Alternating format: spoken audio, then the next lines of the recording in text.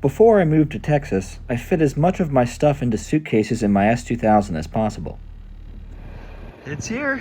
It's here! Had to use Russian Google Translate to talk to the guy, but it's here. Let's get it unloaded. Google Translate then.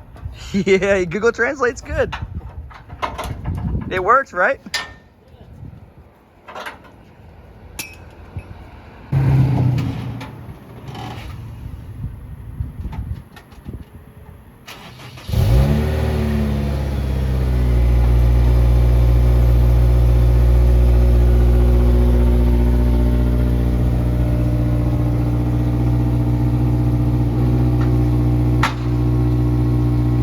Yeah, he probably just tapped the start button like on modern cars, just press it and it goes. Not on the S2K.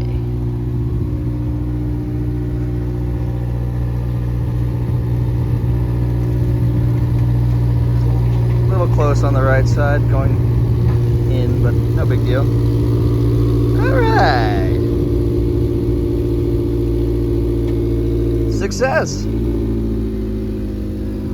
Oh, it's dirty. Oh, dirty girl. Woo. But it lives to drive another day.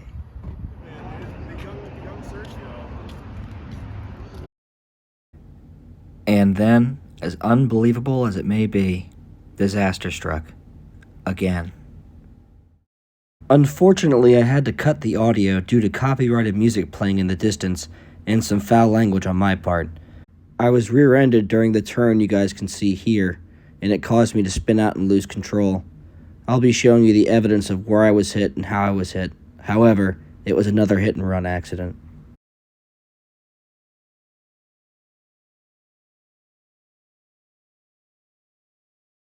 So as you can see, thankfully, the rocker panel and passenger door look okay.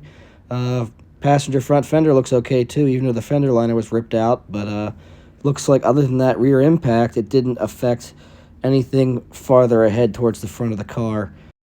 So there it is. You can see it right there, how the red paint from the car that hit me was gouged into my wheel, chipped away some of the aluminum and left some paint, and also chipped the tire. You can see here my rear bumper was red before I got it. It was a used bumper after my other accident where the semi-truck hit me, and also the car that hit me I saw behind me was a red car. But obviously the front has some severe damage. The radiator core support, the radiator's cracked. It was leaking fluid. I could hear it. And obviously the driver's side headlight was pushed in, ruining that fender as well. But it really just adds to the theory that this car is cursed, and that's a little scary.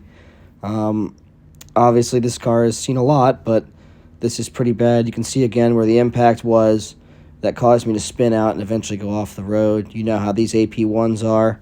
If you break traction or bump steer, but when he hit me, he broke the control arm, and that made it impossible to control the vehicle, and before I knew it, I was off the road. But you can see clearly where I was impacted, and you saw the red paint on the wheel.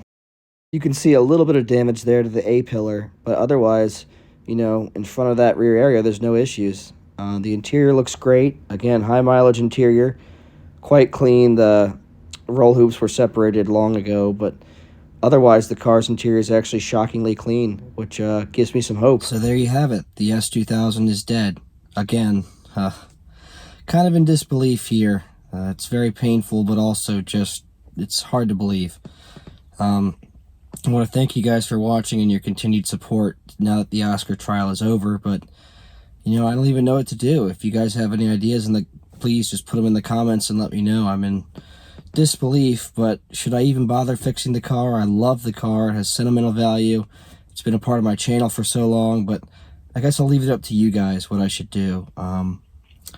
You know, having an insurance issue right now because of my title issue from when I bought the car, but at least I have my Mustang. You guys will see me taking care of that in the next video, thankfully, but as of right now, I just don't know what to do. Love the S2000.